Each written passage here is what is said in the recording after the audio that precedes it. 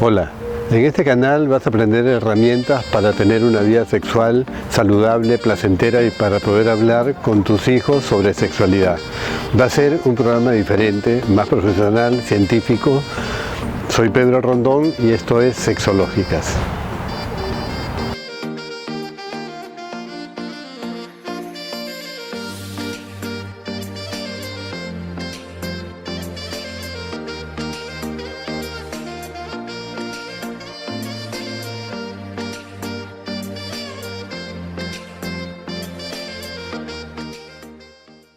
Hola, bienvenidos a Sexológicas, el nuevo canal de YouTube.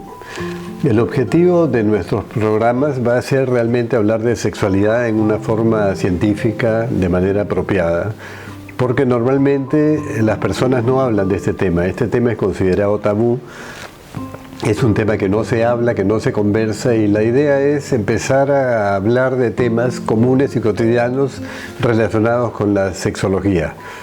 La sexología como ciencia, un programa que sea algo científico, donde podamos discutir, conversar. Ustedes pueden sugerir incluso algunos temas y suscribirse a través de este canal. La idea es, primero, dar información sobre sexualidad humana para mejorar o tener una vida sexual satisfactoria, con temas que no siempre se hablan, como les dije anteriormente. Generalmente, al hablar de sexualidad, hablamos de métodos anticonceptivos, de infecciones de transmisión sexual, pero no del disfrute de la sexualidad. Y este disfrute lo conocen tanto niños como adolescentes, como jóvenes y adultos, incluso adultos mayores. Lo que vamos a abordar en estos temas son todo lo que se relaciona con la sexualidad para una vida mejor, más disfrutable, más placentera, pero también cómo hablar con nuestros hijos de sexualidad, ya sean estos niños o adolescentes. En este primer programa vamos a abordar los conceptos básicos, fundamentales, que se dan en la sexología, como les digo, desde un enfoque científico. Vamos a comenzar con definir qué estudia la sexología. La sexología es una especialidad relativamente nueva porque se habla mucho de la historia de la sexualidad, pero la sexología es una ciencia que estudia dos áreas fundamentales, lo que es el sexo y lo que es la función sexual.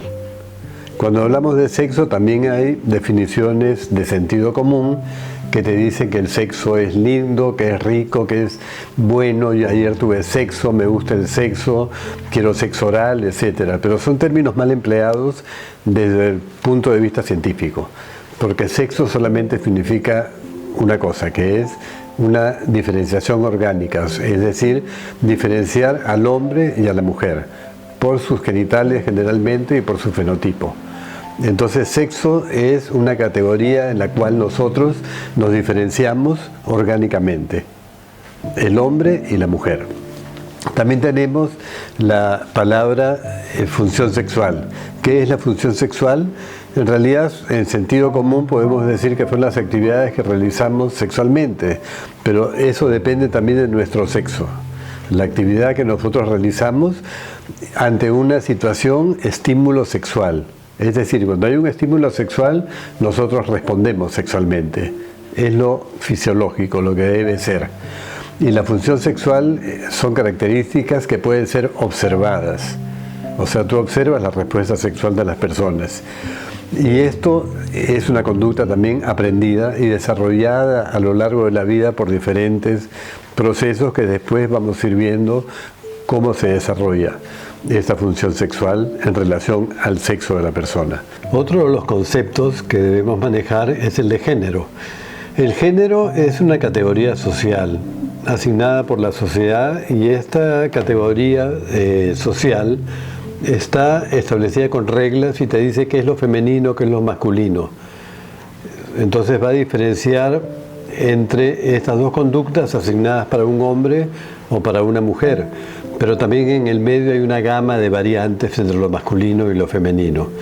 Tenemos la identidad de género, que se refiere a cómo la gente percibe subjetivamente su comportamiento, ya sea masculino o femenino, exigido o regido por los principios o las normas sociales.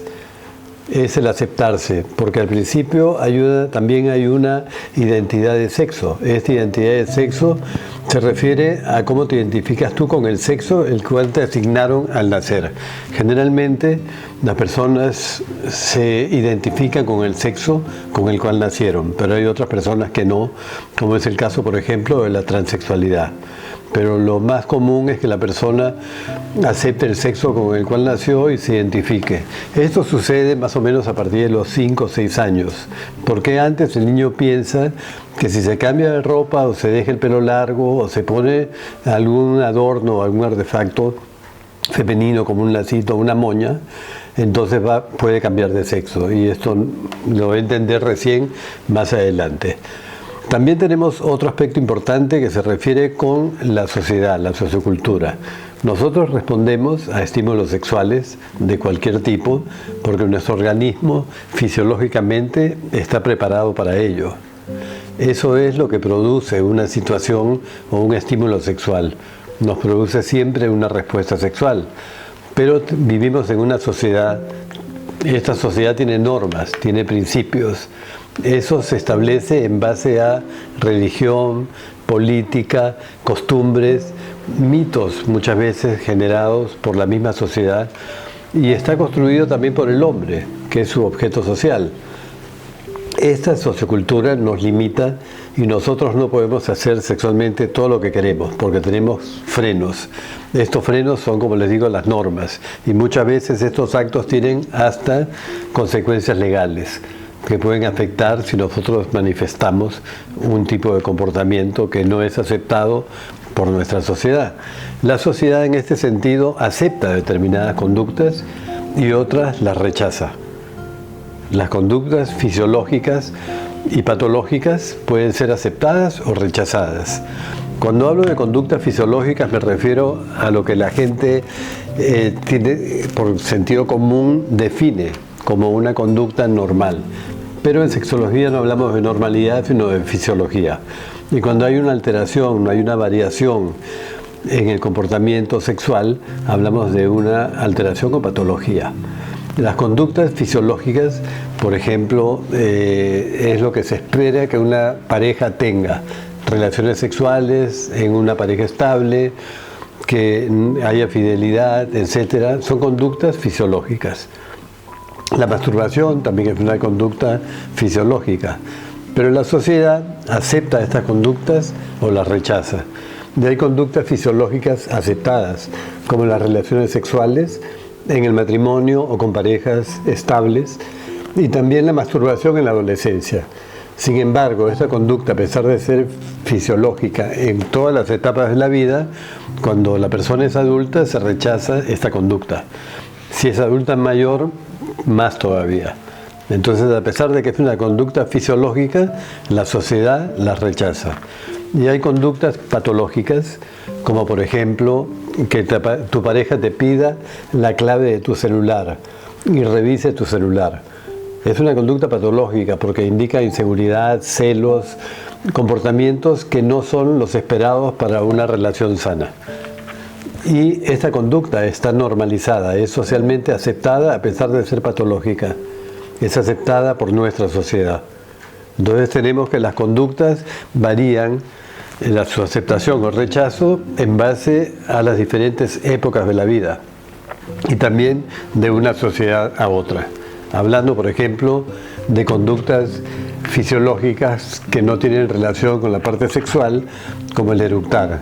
Eructar, por ejemplo, en la mesa es una conducta socialmente rechazada, sin embargo es una conducta fisiológica. Pero en determinados países, por ejemplo los países musulmanes, es una conducta aceptada. Más bien es rechazada que tú no eructes después de comer, porque demuestra que no te gustó la comida. O sea que estas conductas van variando con el tiempo. Por otra parte tenemos el concepto de estímulo sexual. Todo estímulo sexual produce una respuesta sexual o provoca una respuesta sexual. En el caso del hombre, la respuesta sexual, su primera manifestación es la erección. En el caso de la mujer sería la lubricación. Cuando una pareja tiene relaciones, o ya sea con su pareja o una pareja a sí misma se estimule a través de la masturbación, va a tener un ciclo, o sea, unas fases que se manifiestan en toda respuesta sexual. Por ejemplo, la excitación, la meseta, el orgasmo y la resolución. De este tema vamos a hablar la próxima semana o el próximo programa, porque es un tema que requiere mucha dedicación, porque en este tema hay muchos errores de concepto. Nosotros no cumplimos o no nos damos cuenta o no conocemos cuáles son las fases de nuestra respuesta sexual, y eso nos complica o nos dificulta tener una vida sexual placentera. O sea, si nosotros supiéramos qué pasa durante la actividad sexual, podríamos mejorar nuestra respuesta sexual. Y la sexualidad es una conducta aprendida. Nosotros vamos a aprender a tener una sexualidad más disfrutable, o sea, una sexualidad plena, pero para eso tenemos que buscar información realmente científica, seria, sobre este tipo de temas.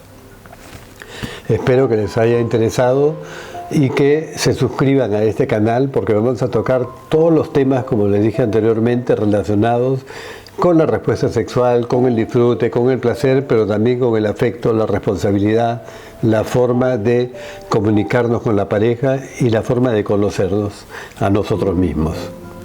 Nos vemos pronto.